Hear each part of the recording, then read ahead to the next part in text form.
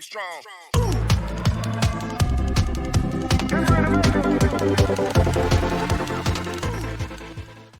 At this time in the professor's meeting room, there was someone drinking tea. That person was none other than Professor Euregum. He took a sip of tea and raised his head with satisfaction. It seemed like the tea had gotten better since Li Han arrived. At the head of the meeting room was the principal preaching something. Professor Euregum sat below wondering why they were sitting here at this hour. Garcia Kim sitting next to him answered instead that the reason they were here was because of the horse archery training. That answer caught Euregum's attention. Seeing that he had no reaction, Garcia Kim put down the teacup in her hand and turned to ask the remaining professors if they had assigned the syllabus yet. Professor Euregum heard her words and wondered, because Professor Vendozal was originally assigned to teach it. Garcia Kim sat next to her and was surprised, because she didn't know that at all. And according to the reason for her disbelief, Professor Vendozal had previously failed to find the unicorn. Speaking of which, she seemed to remember that she had not heard anything about Professor Vendozal for a long time. The principal, who had always been silent, spoke up to reassure everyone not to worry. The reason for his confidence is because the principal already has a backup plan. That very statement from the principal made all the professors present in the room unable to believe their ears. However, everyone's joy did not last long. The atmosphere was once again visibly tense. Garcia Kim was impressed that the principal was able to solve the problem in such a short time. A professor, others are also surprised in situations like this. They finally understood why he became principal. Unlike the other two, Professor Euregum only paid attention to who the new professor was, because this lecture was a mandatory part, so someone very good could do it. The principal was just waiting to hear about it so he could introduce the new professor's true identity. That new professor is Loi Bo, Zed. The principal recalled what he knew about that person. Garcia Kim, after hearing the name, clapped her hands happily, because taking that outfit from the name already seemed good, and she was sure that person would do very well. Another professor also agreed with her opinion, because Loi was a famous explorer, having discovered most of the wilderness in the empire, but only Professor Euregum was silent. What have you said so far? In the midst of that joyful atmosphere, Euregum suddenly banged the table and stood up. His face was worried, his voice became a bit louder. Urgelum didn't understand why the principal had to choose her. After just a moment of momentum, he lay down on the table, trembling, and Garcia Kim sat next to him, confused. Finally, with his pale face and trembling voice, he said that person was his aunt. As if being called back to her own painful memories, Euregum remembered the time she nagged herself about a long-lasting explosion of old fossils. From then on, in his eyes, Loi seemed to be an extreme person, at times asked him if he hated the Eastern dwarves. But the principal didn't care much about that issue. His purpose in inviting her back was because he wanted to hire the best professors to teach. Other things weren't important. The announcement was over. The meeting was time. Dissolve. A small bird flew and landed on someone's hand. The bird chirps a few times at the woman, and she smiles, as if she understands what it wants to convey. She smiled evilly, wondering if it was time for class. Then from behind a huge bird appeared. Down in the yard, groups and groups of students poured in like a flood. Down in the yard, a student stretched comfortably and satisfied because this was the last hour of class. Suddenly, a girl came running from behind. She ran and expressed her confusion. In the basic horse riding training course, the two happily imagined themselves riding majestically on horses. The blue-haired boy was still preaching about horseback riding being a basic skill for royalty. The girl next to him also nodded vigorously. Li Han standing behind saw everyone's interest and remained silent.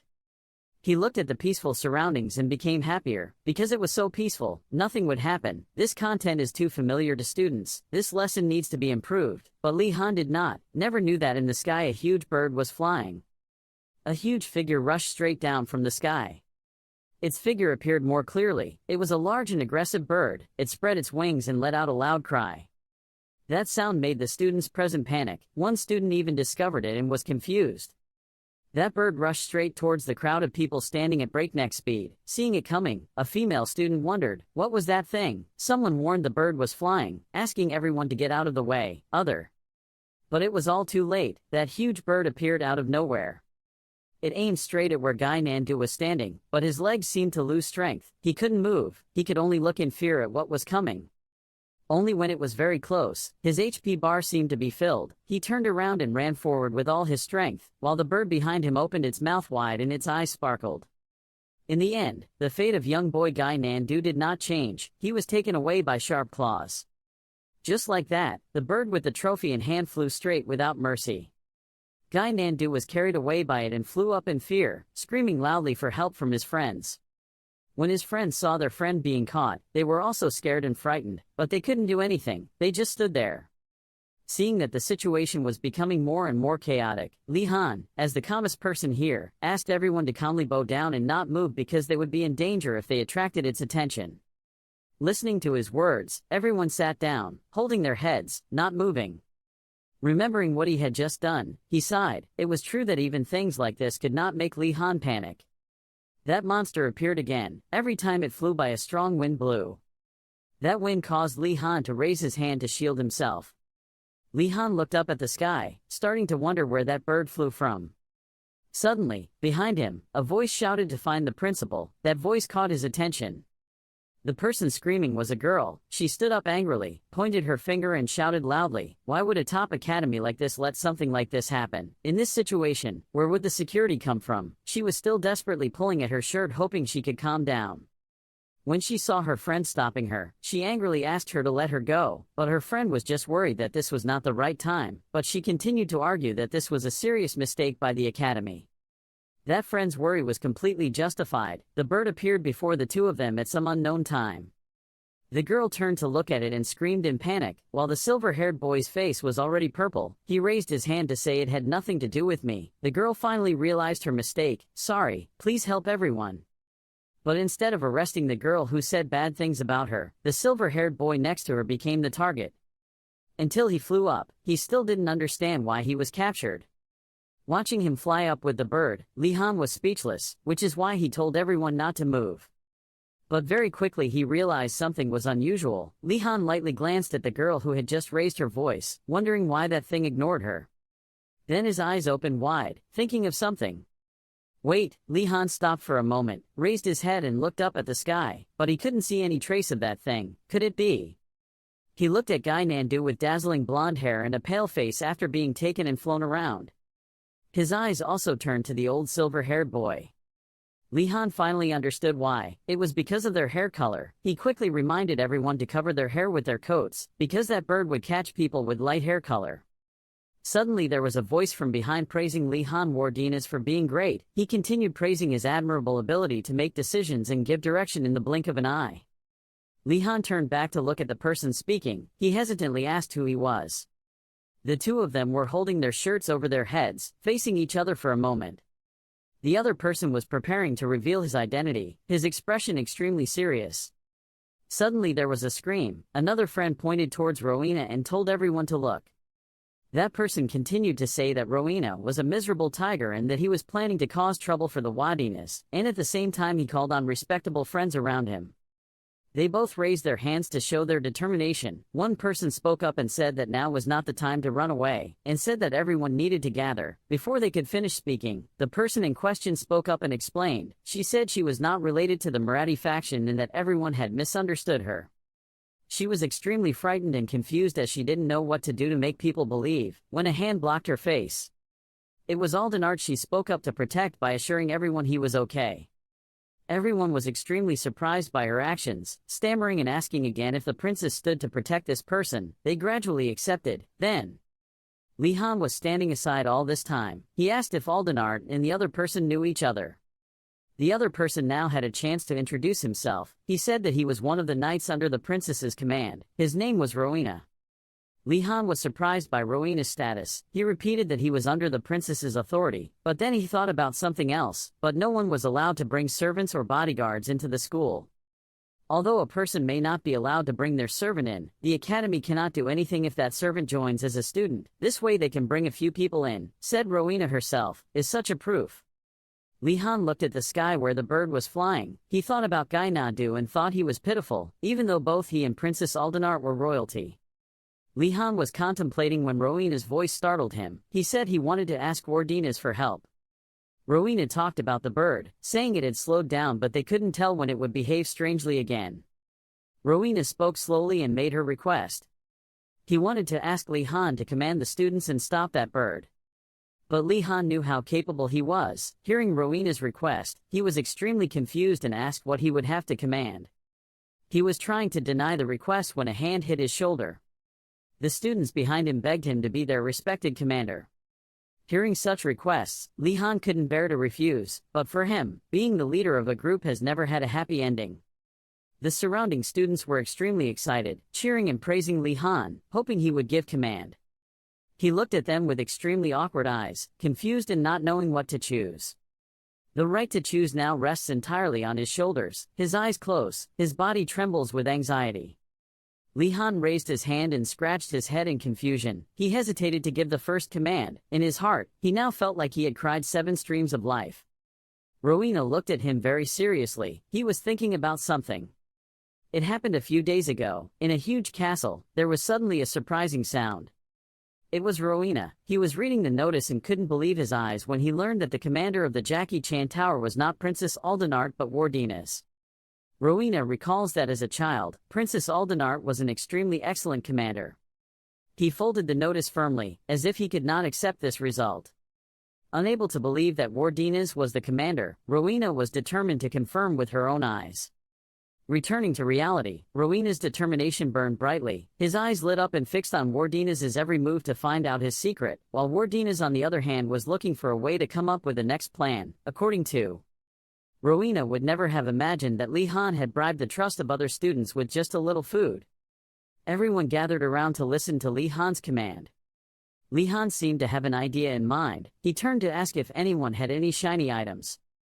Someone gave him a small mirror. Li Han felt happy as if he had partly completed his plan.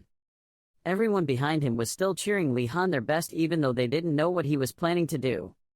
Then he held up the mirror to lure the bird. He challenged it to fly over because he knew it liked shiny objects. The bird's weakness was known to Li Han. The mirror glowed iridescent under the sunlight. The light emitted by the mirror attracted the bird, causing it to stop and look for a moment. Then without hesitation, not knowing that he was about to be in danger, he rushed down quickly towards the mirror. Perhaps his fate would end here. Seeing the bird's actions, Li Han turned back and called for everyone to prepare for action. Everyone was still trembling in fear and Li Han bravely signaled everyone to stand in line and form a wall. After everyone acted as Li Han said, he quickly walked behind them cautiously. He observed the situation about the bird's rushing speed, just waiting for it to come closer to show off its strength.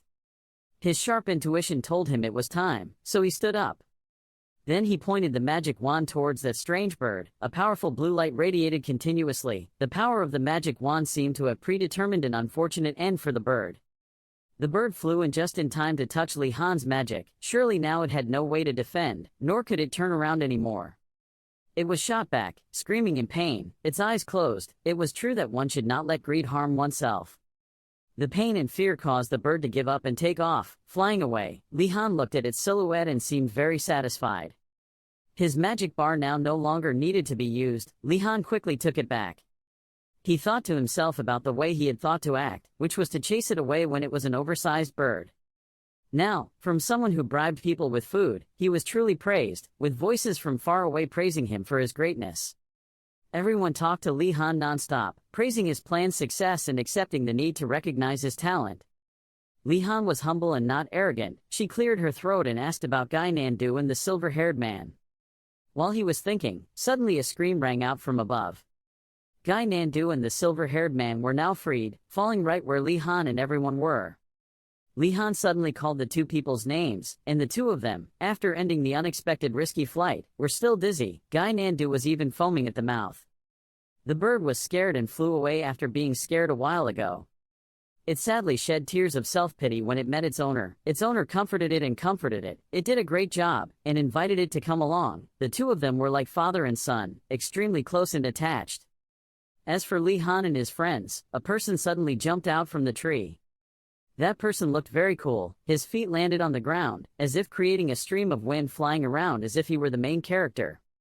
She was a woman who seemed to be old, but her aura was still very youthful and dynamic, turning to greet the students. When everyone saw her, they were surprised, bewildered, surprised, and couldn't believe her action of jumping from the tree. Li Han was thinking in his head right now. He thought that the strange and random things were all because of her. After thinking and observing her for a while, he thought she looked like a relative of Professor Uregilm. While Li Han was still thinking, she slowly walked towards him. She put her hand on Li Han's shoulder, not knowing what she intended to do, but her actions seemed very shady. Then she complimented Li Han that he had potential. Although it was a compliment, her face and voice were very scary, as if she were scaring him. Her actions made Li Han imagine Professor Uregilm placing her hand on his shoulder. He was sweating, his state seemed a bit unstable, he thought that image was déjà vu. Everyone looked at the strange woman and whispered to each other asking if she was a professor. Li Han's curiosity could not be restrained, he blurted out asking her if she was related to Professor Uregilm. She happily pointed to herself and admitted that she was Professor Uregilm's aunt. Li Han had his questions answered but was still very surprised because he guessed correctly. Li Han pondered something in his mind. He thought he couldn't stand out in the eyes of his professors like this. At the same time, a hand reached out to him from behind. After everyone knew the identity of that woman, they tried even harder to favor Li Han. Some people said that he was Professor Uregilm's best student and even flattered him even more by saying that the Professor Uregilm is very fond of you. While everyone was still saying beautiful things about him, Li Han shyly advised everyone not to say such things about him. Professor Uregilm's aunt had been standing there listening to everything. She seemed interested, raising her hand to rub her chin in thought. Li Han looked at her actions. He thought it was too late to stop her affection for him. Li Han replied helplessly. Perhaps now he had to change his tactics. Having come to this point forced him to create a good image for himself. Suddenly the troublemaking bird from earlier had returned. The woman suddenly clapped her hands as if to attract everyone's attention. Then she introduced herself as Zed. Her identity seemed very interesting. It turned out that Zed was in charge of today's class because Professor Bendozal, who was assigned to teach, disappeared while searching for the unicorn. The students were all extremely shocked, their eyes widening and their mouths widening at this information. Then everyone started to get excited about Zed's identity. Perhaps everyone was her fan and excitedly told about her achievements. Only Li Han was thinking about something else right now. He wondered why no one noticed that something was being forgotten. The bird that just now seemed so big and ferocious was now gentle and obediently standing with Zed. It was Thunderbird, and Zed asked everyone if anyone could guess why she came to it. Loidu is introduced as possessing a giant body and ferocious behavior different from normal birds, and also has special abilities such as controlling lightning and whirlwinds. It is an extremely scary animal.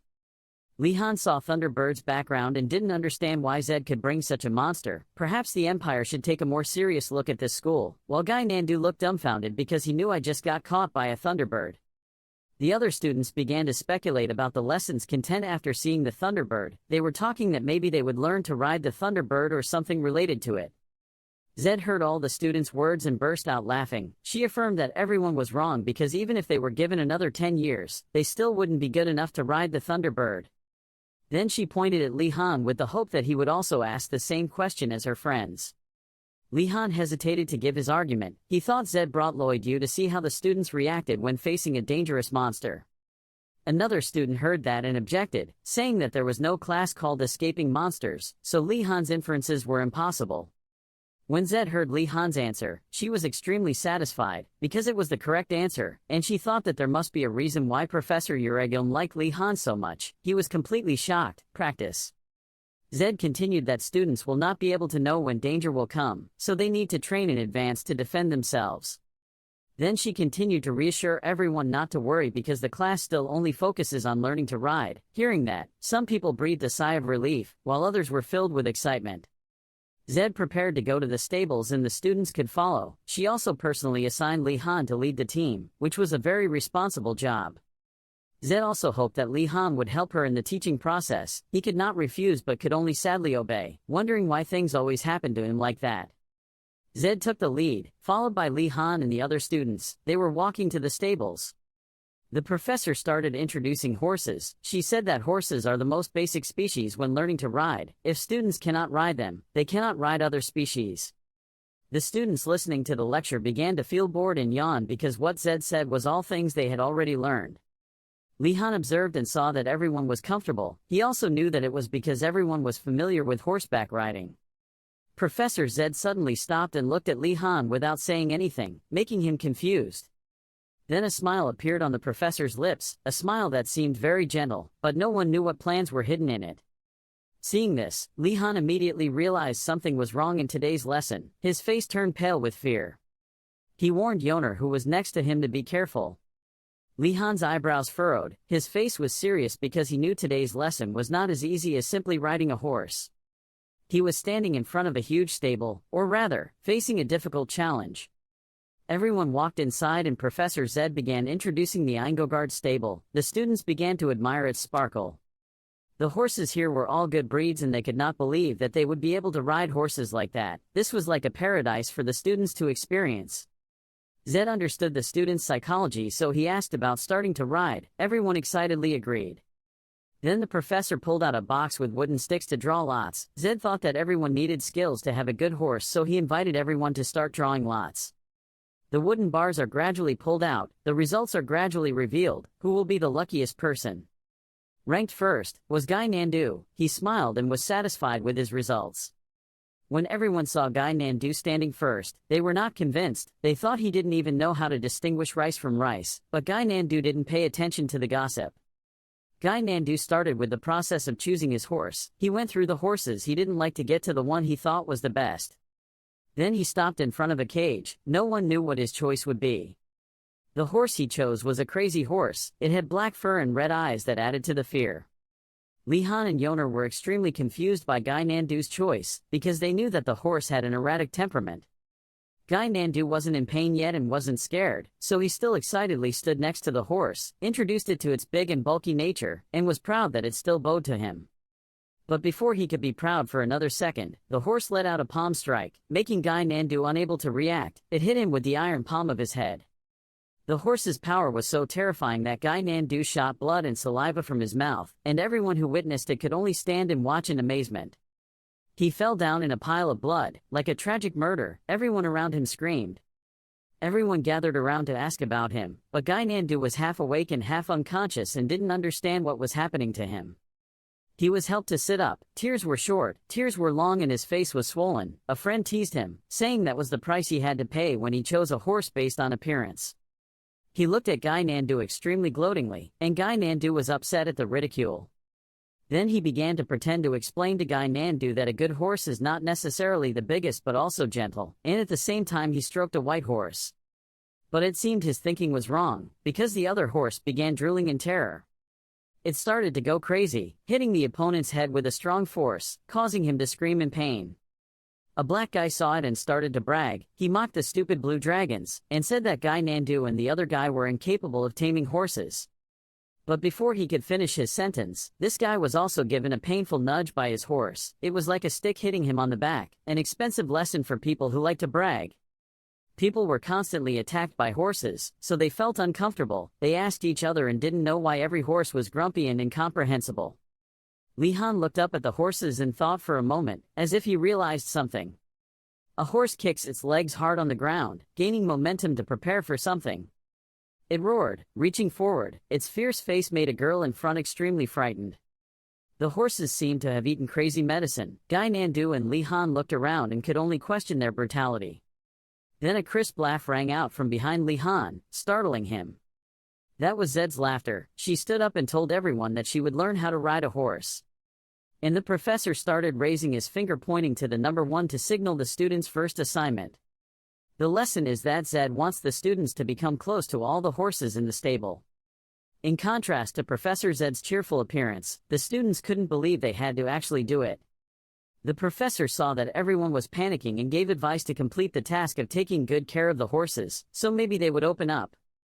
But it's easier said than done. Zed continued to ask to befriend at least one of the horses. Li Han now looked at the horses and knew that they were not normal horses. He thought that Zed was definitely planning something when giving this mission. He also found a way to deal with it, is to find the most obedient horse first. Zed suddenly raised his hand as if preparing to do something. She slapped her hand down on Li Han's arm and signaled him to follow her, not knowing what else he would face. Li Han couldn't help but agree. He could only obediently obey even though inside he was a dark sky full of anxiety. The professor took Li Han to a stable and slowly opened it. Seeing the horse inside, Li Han was surprised by its beautiful appearance.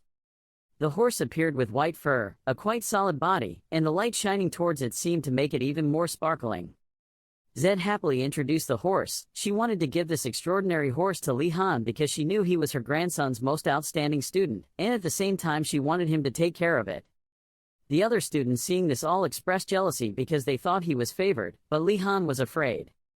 Zed heard the other students' assessments and burst out laughing at their naivety. Then she continued to talk about the reason she chose this horse for Li Han. It was a good horse, but it was the wildest and most difficult to tame. Zed gently fed it and commented that taming it was even more difficult than taming a monster. Li Han could only helplessly hold his head.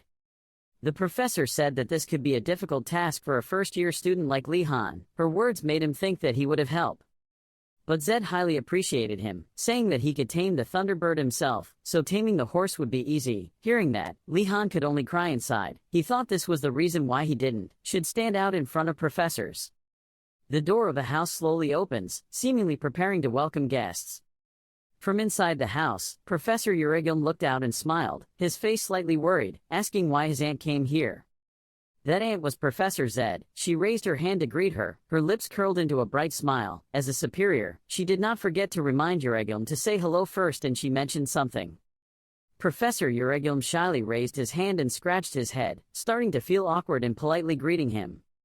Before he could finish his sentence, Zed quickly went into the house to check the house. Euregum couldn't stop him, so he sadly invited her in. Then Professor Euregum turned around with a serious face and looked at the person who had been with Zed. That was Li Han. Faced with Euregum's questioning, Li Han could only stammer because Professor Choidar told him to bring Zed. Entering the house, Zed saw a pile of dust flying. She waved her hand and complained about her nephew's house cleaning and said that was the reason why he was single. Euregum faced his aunt's words without knowing it. What can I say other than slapping my hands on my face helplessly? Professor Zed constantly complains about Euregum's way of life. She advises him to find a girlfriend and stop living so carelessly, and he is trying to invite her to lunch to distract him. Li Han was now like a savior, helping Euregum escape the nagging words. He asked him about eating and his face looked like he was waiting for his answer. Li Han understood Euregum's wishes. He even added salt to his answer to show that he was very hungry and wanted to eat. It seemed that the plan was successful. Zed ignored Euregum and changed the subject to talk about how Li Han should not skip meals when he is in his prime. Then Zed signaled that she wanted to make lunch today. She would let the two of them taste the flavors of Oriental cuisine. Euregum had an opinion about not liking to eat Oriental food, but before he could finish speaking, Zed threatened him with bullet-shaped eyes and a sharp knife in his hand. At this time, only Professor Euregum and Li Han were left outside the table. The professor seemed very thoughtful because the thing he was worried about had happened. Then he returned to his normal state. He raised his head and asked Li Han how he was doing. Before he could answer the question, Li Han was interrupted by a sudden discovery from Euregum, who asked if something appeared on his chest. It was like a glowing leaf branch. The light it emitted looked extremely gentle but also very attractive, passing through his shirt. After that, Li Han slowly pulled the object out from his chest for Euregum to see. It was a tree branch with the green light of grass and leaves. Li Han looked at it with a loving and proud expression. Master Euregum was surprised to see that he had a new staff and said that he could feel the energy of the forest radiating from it. Then the teacher asked about where Li Han got it. Hearing him ask, he was startled. Not knowing what to answer, he hesitated to think of a way to face the question. Professor Euregum, after hearing Li Han's answer, was full of confusion and asked if it was true that he just happened to go into the forest and then by chance came across a transformed oak tree and then accidentally received the staff, or not. Li Han was still sure about that coincidence, but Euregum and Zed both thought he was trying to hide something. Professor Euregum continued to ask about the question the spirit asked Li Han. He was very surprised because he knew that. Euregum crossed his arms and sighed, telling Li Han that it was a famous spirit. He continued to comment on the tree that Li Han encountered. It was an unusual tree but could not help but recognize its vision and amount of knowledge. Hearing that, he excitedly raised his staff and asked about its specialness. He held the staff that was emitting green light very carefully and thought it had some supernatural ability. Constantly appearing in Li Han's mind were the powers that the staff could create, such as becoming invincible when held in his hand, possessing soul magic, or a cheating ability that used large amounts of his mana. Zed's bowl of fragrant food was finished. She took it and placed it on the table. Then she quickly confirmed Li Han's question about the staff's abilities. Li Han was extremely excited when he heard the answer he wanted. But before the fun could be over, Zed threw a bucket of cold water on his head. It turned out that its ability was just to help him become a talented farmer. His face changed color, thinking of himself holding a staff to work in the garden but speechless. Euregum continued to say that it was all he could hope for. It could help him grow a tree quickly. Li-Han felt completely devastated after hearing that. He continued to ask him if this was not good. What else could he say? So he hesitantly answered. Zed asked about his intention to grow trees. Li-Han replied that he would grow something edible. Hearing that, Zed quickly offered to help him. Then she suggested that after lunch he would follow her to plant trees. At this time, the two of them were standing in front of an empty land. Zed was pointing at something as if introducing, and Li-Han was listening attentively.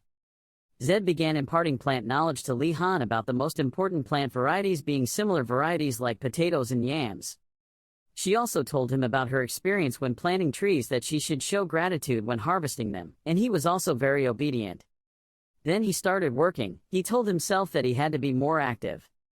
He carefully planted a seedling in the ground, while thinking about Euregum and Zed's words about the staff. After planting a sprout, Zed called him over to her. He quickly followed her call. As soon as Li-Han stood up, the sprout seemed to move, emitting a gentle blue light.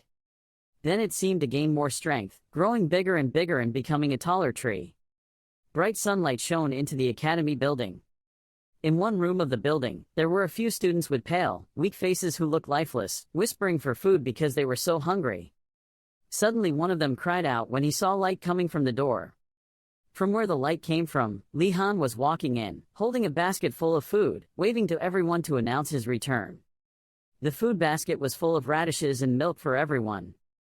As soon as they saw Li-Han, everyone cheered for joy. Some people couldn't believe their eyes and even asked if it was food or not.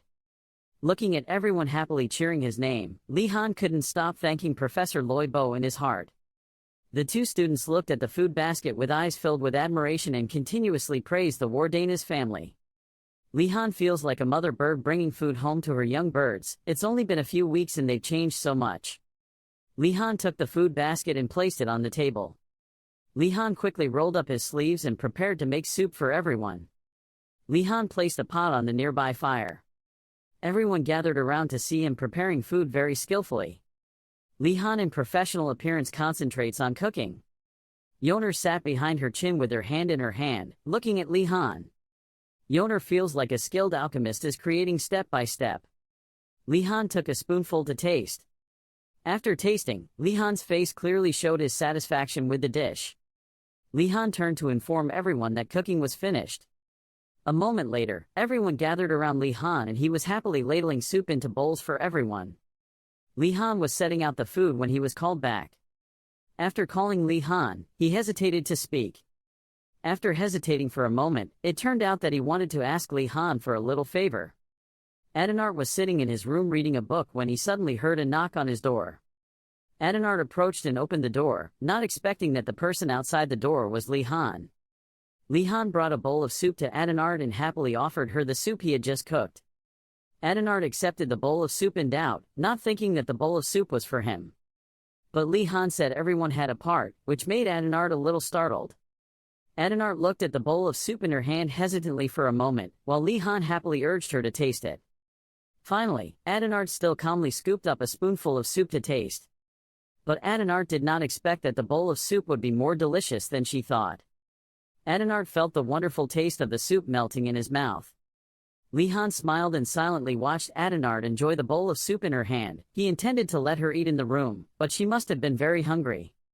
Adenart saw Li-Han looking at him and became awkward. Before closing the door, he did not forget to thank him.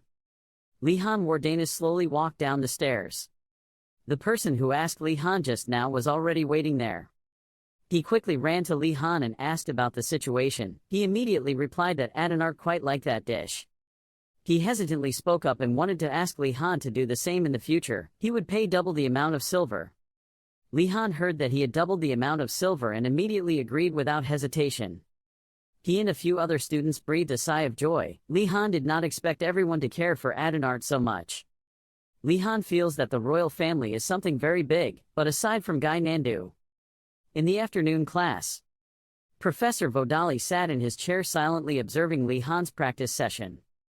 The professor was frustrated because the contract only stated that he had to teach, not that he had to collect students. But think about Li Han's mana. Vodali observed him very carefully. He felt like he would regret it if he let Li Han slip out of his hands. The professor coughed softly. Vodali wanted to know if Li Han had any questions. Being asked suddenly made Li Han startled. He did not expect to be discovered by the professor that he was being negligent. Calm down, Li Han asked the professor about the training. He was a bit surprised, but then immediately blamed Li Han for not reading the lecture notes. Li Han huffed, clearly expressing his unwillingness. Li Han did not give up. He wondered what this training had to do with fighting. Vodali remained silent and did not respond, making Li Han extremely worried. Then Vodali hesitantly answered. The professor thought it was obvious and had nothing to answer, leaving Li Han speechless after hearing it. But Li Han kept a serious look and said he understood. Vodali wanted to give Li Han an example. For example, the professor could kill Li Han with just a brush. Li Han feels this example is a bit scary. He stood up and walked towards the board. The professor said that in battle, the most important thing is the weapon that can be used to kill the opponent. Vodali held the chalk and drew it on the board while explaining what Li Han was practicing. Vodali explains that the power the magic missile emits depends on the user. A magician with a flaw in his magical background would have a hard time doing that. He continued to explain that on the battlefield, there are countless things such as sound, fire, or atmosphere that are enough to create enormous pressure. But with a magician with a solid foundation, even placed in the harshest of circumstances, the professor suddenly waved his hand forward. Around him there were crackling lights, everything was in darkness. That's when Vodali felt the magical energies. Suddenly a stream of power passed through Li Han's body. That terrible stream of power impacted throughout the room. Li Han raised his hand to block that terrible thing in front of him. When he couldn't feel that power anymore, he turned back to look. At this moment, there was only a cloud of smoke rising from the corner of the room. Li Han was surprised, couldn't believe that nothing was destroyed. He thought that the professor had created 2 explosions. While Li Han wasn't paying attention, the professor had already approached behind him. Vodali put his hand on Li Han's shoulder and said he could do things like this. After that, he turned around and left. Li Han couldn't help but admire the professor's strength. The professor asked Li Han again if he understood what he explained. Li Han still tried to smile and say thank you to the professor. Professor Vodali walked slowly forward. Looking at the professor's back, after witnessing his lecture, he also recognized the content of the lecture. Now Li Han also has a different view of Professor Vodali, thinking he teaches half-heartedly, but it turns out he always contains meaningful things. Standing in front of such an admirable person, Li Han knew that it would be a pity to only take grades from the professor, so he immediately asked him to help him learn other things. The professor was also surprised when the student learned to learn today and turned to look at Li Han. He continued to brag to the professor about how he had recently successfully activated the primary control spell, but unfortunately was unable to control it. Hearing that a first-year student had such impressive achievements, the professor thought that Li Han must have a very abundant amount of mana. He had also received such comments from many people. With just a few words, the professor immediately realized the problem. Li Han thought he could definitely help him in this matter. He thought that maybe the professor could even come up with a reasonable solution and kept looking forward to the method he would teach him. The next second the professor stretched out his hand, preparing to do something. Without saying a word, he just grabbed Li Han's hand to his surprise. Next, his mouth chanted a spell that drained mana. The surrounding space became darker. From the professor's hand emitted a purple magical energy that spread throughout the room, looking very strange. Faced with his strange actions, Li Han was bewildered, not knowing what the professor would do in the next second. Mana Drain is a powerful and vicious spell that can absorb the target's mana. He was startled, not understanding why a professor would use such a dangerous spell on a student. Li Han struggled to snatch his hand back. However, before Li Han's fierce resistance, the professor coldly reminded him to stand still. The professor's eyes saw something so unusual that it startled him. The scene before his eyes made the professor unexpected. The amount of mana was more abundant than a tsunami, ready to swallow him whole. Suddenly, the professor's whole body shook. Then, perhaps out of shock, he just fell to the ground, leaving Li Han standing confused, not knowing what to do. While he was still healing, the professor lay in a heap, causing Li Han to sit down and ask him, wanting to wake him up. Then, the professor suddenly raised his hand in front of his face. Luckily, the professor was still safe. He wasn't unconscious, but his face was still pale. When he calmed down, the professor explained that he wanted to reduce the amount of mana he had to make it easier to control, but failed because it was too much. Normally, when a person possesses more mana than they can handle, they will be unable to control it and will even faint, like the situation he was in just now. Even Li Han did not expect that an Einrogard professor would not be sure of his limits. He was also surprised by the terrible amount of mana he possessed. He wondered exactly how much mana was needed to make the professor unconscious. Seeing him use such a powerful spell without being harmed, Li Han thought there was no other way, but surprisingly he still had another way. Seeing that there was still a light of hope, Li Han was very happy to look at him with sparkling eyes. Then he asked him, "Has the thing you used magic to control ever come flying towards you?" Thinking back to the last time he used a feather pen, there really wasn't any, so he replied that there wasn't any. He also found the key to your condition, which is instinct. Then, the professor pointed towards him, who was surrounded by a huge source of mana, and said that, although it seemed difficult to control, as long as the magician's will and the connecting object could control them according to their nature, power. Suddenly he remembered the moment when the stone he threw at those people was also his will, but it was over, so he let it go. After identifying the key, the professor reminded him that in order to use his instincts, he had to practice controlling objects. Li Han also obediently agreed. Li Han admired him very much, and felt it was not a waste to wait for this answer, if he gradually formed the formulas. Suddenly the professor came to the chest and took out some planets, then asked Li Han if he was ready. You froze, not knowing what he would ask you to do with it. The practice professor kept it hot. He aimed at your chin, and told you to try to protect yourself with elementary control magic. He hadn't even figured out what was going on when he started. Li Han shouted, "Wait." Without giving him much to say, the first ball flew towards him and Li Han promptly dodged it. Unexpectedly, the professor's temper was so hasty that he just said it and did it, making him sweat. Next, countless controlled balls rushed towards Li Han, attacking mercilessly, making him unhappy. The planets are still floating in the air. Human strength was limited. He was exhausted and put his hands on the ground. After struggling for a while with the obnoxious planets, Li Han finally succeeded. The professor recognized that he had the ability to control. Li Han could only thank him.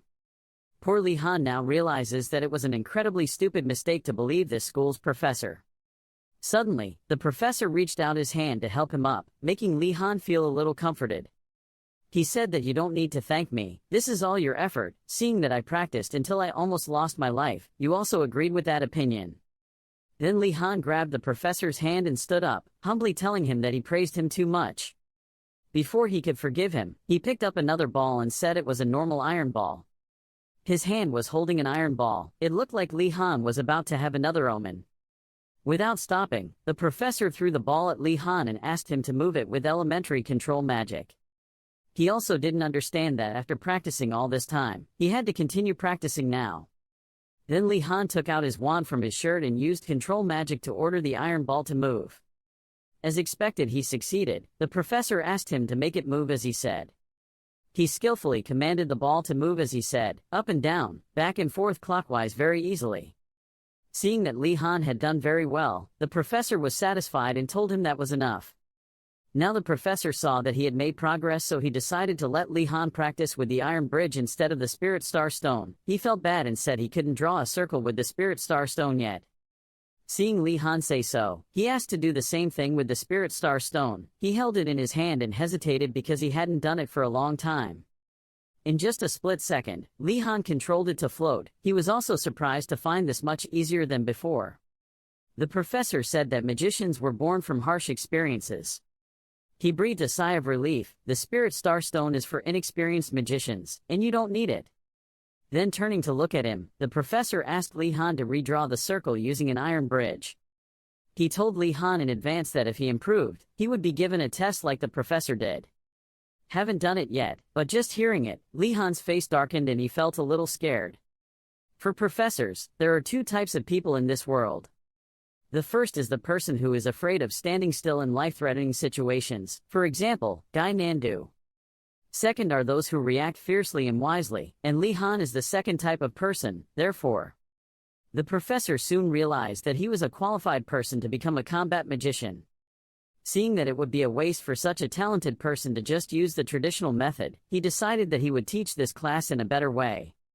That afternoon, Li-han had an appointment with Digiling. He came up to ask her if she had been waiting for a long time.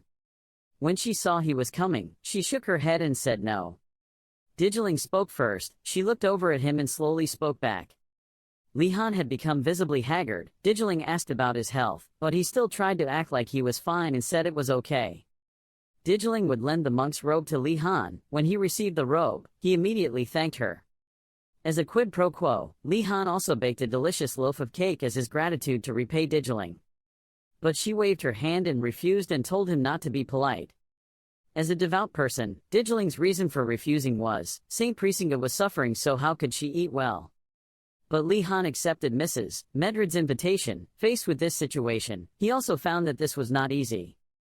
After that, she opened the bag and said she was fine, give it to someone who really needed it. She took out a white teacup from inside and said she could drink tea too. Seeing that Digiling was in such a good mood, Li-han also pointed at him and cheerfully offered to make tea for her. She was surprised when he wanted to help her make tea. He said yes. Li-han took off his shirt and said he also liked making tea. He had heard that monks like to enjoy cool cups of green tea or cups of unsweetened coffee. Looking towards her sitting at the table, he was pretty sure Digiling would think he mixed those drinks, but still. Li-han started the fire and fixed the position of the teapot with logs. He kept giving up sugar and cinnamon bark. This time it wasn't that simple. He decided to open her eyes. Digiling stood up and asked, "What are you doing? Didn't you say to make tea?" making him startled. Seeing her react so violently, he asked again what was wrong. When she discovered him, he turned around and quickly reassured her by saying this was a family secret, then asked her again if there was anything wrong. Believing in those words of Li-han, the glue sprayer did not dare to say anything more, just denied that she did not mean it. There was no problem with his family secret. But she thought the sugar-giving thing was a bit unusual. Li-han played the familiar trick of short and long tears. How could she say that? At that time Digiling was extremely confused and kept denying it. Seeing Li-han's crocodile tears, she could only laugh it off and stay silent. Digiling also had no choice but to give up and told him to just give me the tea to try. That's right, Li-han poured tea into a white cup. I don't know what the taste is, but the color is okay. After that, Li-han put a cup of especially hot milk tea in front of her and told her to try it. Digiling held the milk tea in front of her and was a little hesitant to drink it right away. Well, just try it once and see. Then she also brought it to her mouth to taste the flavor. Who would have thought that she immediately fell in love with milk tea, stuck like 5 to 2 glue and couldn't get rid of it. She immediately enjoyed this delicious flavor. Digiling sips a cup of milk tea while feeling the taste on the tip of her tongue. Hidden in the gentle sweet scent is a slight herbal taste. Especially this enchanting flavor, something she had never seen before, was spreading in her mouth. Li-han is also extremely happy because he has succeeded. But the trick was still not over. He put his hand into the basket and asked him to make her the next tea. The indispensable ingredients are sugar, nuts and cocoa powder, all of which he added to boiling water. Then add milk and stir well so the flavors blend together. Finally, sprinkle a little more corn as an accent and everything combines to create Wardanes's cocoa tea bursting with flavor. Digiling used a spoon to scoop it up. Seeing that this brown liquid had a soup-like consistency, he was somewhat wary. Li-han countered that it was his family's heirloom drink. Hearing these words were too familiar, she told him to stop blabbering. Digiling had no other choice but to try it again. Seeing that she was also very interested in this tea, Li-han also added, asking her what she thought. Was it delicious? Seeing that he had gradually reached his goal, he also smiled and said that with this method, Li-han will sooner or later fatten her up with a drink that is not tea but has the same interface as tea. It was so delicious that Digiling drank the entire cup. Only a few drops remained. After filling her stomach with 2 delicious drinks like that, she was very satisfied and praised them. Suddenly from behind, Li-han put his hand on her shoulder. Then he looked dangerous, saying that she had already drank it and probably wouldn't give it up. Li-han asked her to come here from now on as promised. The sky was also covered by darkness. The moon also rose high, radiating a gentle light. Digiling thanked her for the tea. Li-han said he would see her tomorrow. Curfew has come. The students returned to the tower and hope tomorrow's class will be more peaceful. Only Li-han was left wearing a monk's habit standing outside the tower after everyone had returned. He secretly yelled behind the tree. It was curfew now. All students had to return to the common house. He put his hat on his head and decided he would not go back to the tower but would go out in the middle of the night to pray. Then he also took a step forward. Li Han stood proudly in the sky. Just by wearing this outfit, he would have become a young monk full of faith. After that, Li Han carefully walked towards the gate of the church, telling himself to always be on guard because he didn't know what would happen. He continued walking along the hallway and entered the first floor. Fortunately, there were no problems as he had expected. It was a bit leisurely, but thinking carefully, it seemed like this was the first time he came to the hall since enrolling. Li Han outlined a route for himself to ensure there would be no problems. First, he had to see places he had never been to. But before his eyes, he saw something strange. There was someone sneaking here like him. Looking at that person's back, Li Han wondered if this was a professor. No, wait, he looked closer and gradually recognized this mysterious person. It was a student from Weinvu Tower, his face covered and sneakily doing something shady. Li Han walked behind him and felt that he moved without making a sound. He must have been trained with those steps. The rat tribe is often not welcomed by the empire, because many of them have a history of theft or are vagrants. Li Han believed that those things were just prejudices, but the current situation is difficult to say. With that being the golden key, his purpose was clear. If they both had the same goal, Li Han would have been behind him since then. Then suddenly Li Han put his hand on his opponent's shoulder, pointed his wand at his neck and threatened him that if he spoke up, he would be killed. That friend from the rat tribe was scared and stiff, not daring to say anything. Seeing this, Li Han smiled kindly and suggested that cooperation would be a good idea. The friend who was scared by Li Han howled in fear. Because his friend thought he was a professor, he was also a student like himself. Li Han also politely apologized. Li Han started a conversation and told his friend to introduce himself. He also hesitated to say his name, looking hesitant. It turns out his name is Radford, a professional thief in the White Gang. In class, no student intentionally caused trouble, but he still felt like he was shunned by everyone. Without anyone to play with, his resentment became more and more pent up. Therefore, he always yearned to be recognized by his peers in the tower, so he began to look for an essential place to organize, after a thorough investigation. Finally found the most likely door. And even used his talent to make his own door key. Even Li Han has to admit that he is so talented. Radford spent all his free time creating it. Then the friend began to inquire about Li Han's identity. He guessed that he came from the White Tiger Tower through his clothes and actions. Li Han slightly hesitantly smiled and introduced himself by name and said he came from the Dragon Tower. Hearing that, Radford's eyes widened in surprise when he heard about Li Han's family. Because it was a famous high-ranking noble family, seeing the other person's surprise, Li Han reassured him that there was no need to be so surprised. Li Han kindly invited him to work with him, because 2 is better than 1. Radford still didn't believe it. How could he even ask again since he was a high-ranking noble after all?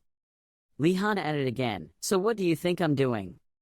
Radford was still half convinced and half asked if he was serious. Li Han continued to tell them both to go because there wasn't much time left. Walking to the door, Li Han asked if this door was open, but Radford said he couldn't open it because it was protected by magic.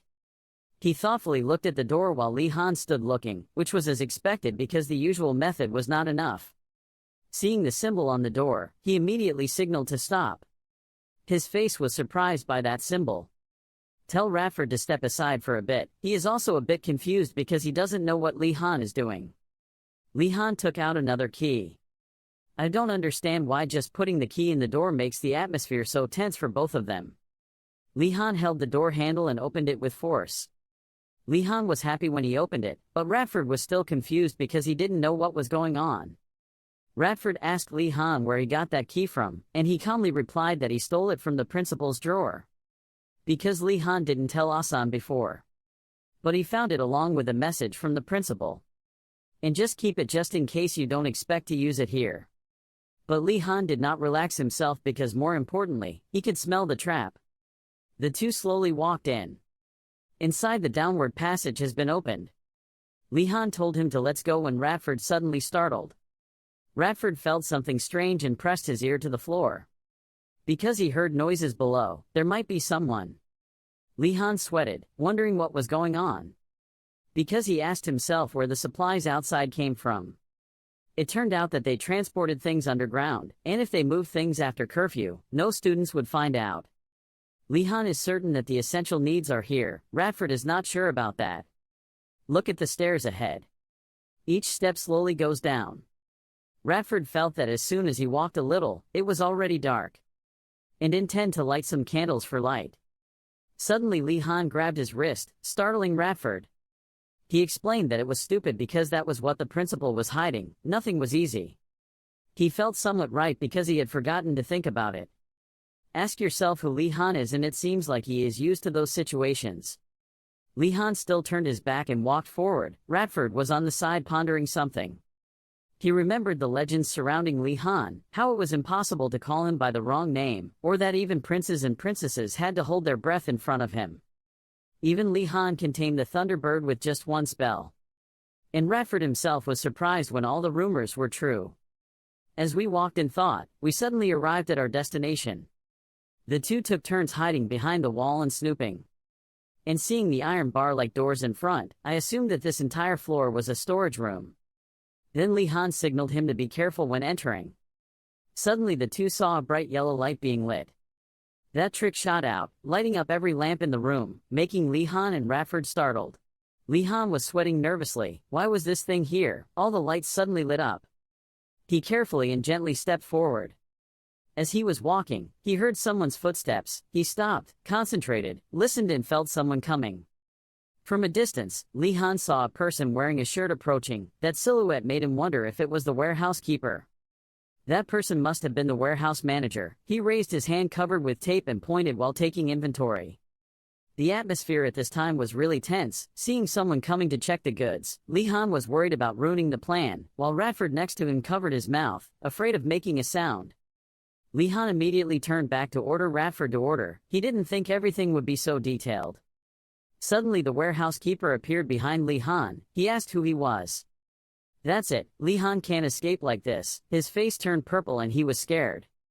The two were discovered, and when Li Han turned around, trying to calm himself down and keep a cool head to cleverly answer the question, he even tried to use the light to cover his eyes. But he was suddenly startled to look at his face. His eyes were covered with bandages, including his nose and mouth. There are stories that tell that losing one sense will enhance the abilities of the other senses. But even so, it doesn't make sense for this warehouse keeper to find them. They didn't make a sound, and he wouldn't be able to distinguish the two of them from anything else around. So how could he know there was someone in the warehouse? There was something in his eyes. He kept staring at the two of them. In his eyes, the silhouettes of two people, Li Han and Radford, appeared, but he could only see the shadows, not the detailed characteristics. Suddenly, Li Han's shadow emitted an extremely strong blue light. That flow of power made him now feel like he was standing in the middle of ocean water with fierce waves. He was surprised and suddenly realized something. Then he approached, placed his hand on his chest and bowed to Li Han. He mentioned Mana and called him master. Perhaps he mistakenly thought Li Han was his master, so he immediately apologized for his rudeness. He agreed and said he would return to work immediately. Li Han was bewildered and wondered why he left so easily. Furthermore, he thought that he was his master. Which master was that? Then in his mind he immediately thought of the principal of the academy. He was probably his master. Not only that, he also said something about the amount of mana. It seemed like he could identify other people through mana. Radford behind him was scared and grabbed his sleeve, sweating profusely, not knowing what had just happened take place. However, he didn't think it would be that easy. There must be something hidden. He didn't turn to comfort Radford, but just put his hand on his shoulder and told him it was safe for now. Let's keep moving. It's a pity, but we can't take this place away. If the quantity is counted, then things should just be left as they are. Li Han looked inside and suggested we should find the entrance to those things. Radford was surprised. Suddenly he froze. Radford felt something. Radford reported to Li Han that he heard a lot of things moving in one direction, and signaled him to follow him. When we reached two directions, Radford immediately told us to turn right. As he ran, Li Han immediately praised his ability to find his way. Seeing that, Radford was happy and thanked him.